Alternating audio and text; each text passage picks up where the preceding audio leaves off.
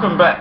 Last night when I was discussing President Obama's speech before the National Urban League with Karen Finney, particularly as we addressed some gentle criticism of the president by black observers, the black Twitterverse, the Blitterverse, went straight bananas. Folk were calling me a hater for just broaching the subject at all.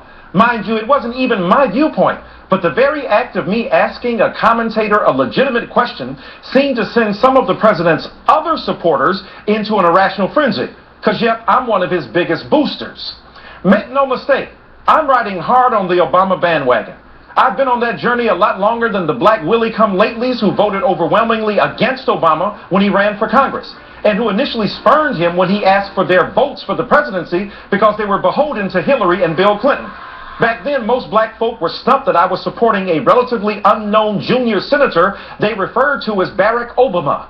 So please don't lecture me about the right way to show my loyalty and love to a man I've known and supported for 20 years.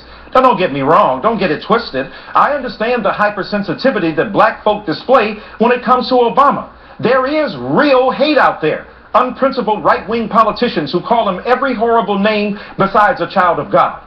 Rude journalists who interrupt his press conferences with belligerent retorts. Hateful wannabes who try to trump his legitimate citizenship. And presidential campaigns that try to portray him as the ultimate other. That's hate.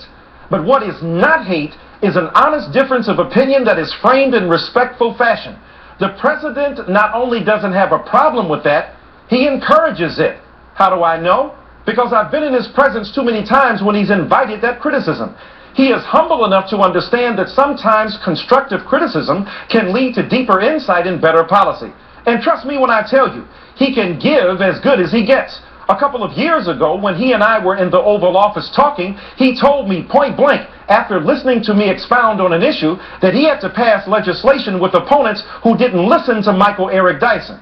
I ain't mad. I understand his belief and respect his position. And if someone respectfully disagrees with him, he ain't mad either. Hear me, black folk. Save your exasperation and your indignation for the president's real haters. I ain't one of them. How do I know? Because he told me so at the Olympic warm-up game the other day in D.C. when he hugged me and thanked me for my love and support. When you get at that level, holler back at me. Tonight in our survey, I asked you, did Mitt Romney fail his first international audition? 98% say yes, 2% say no. Coming up, Bill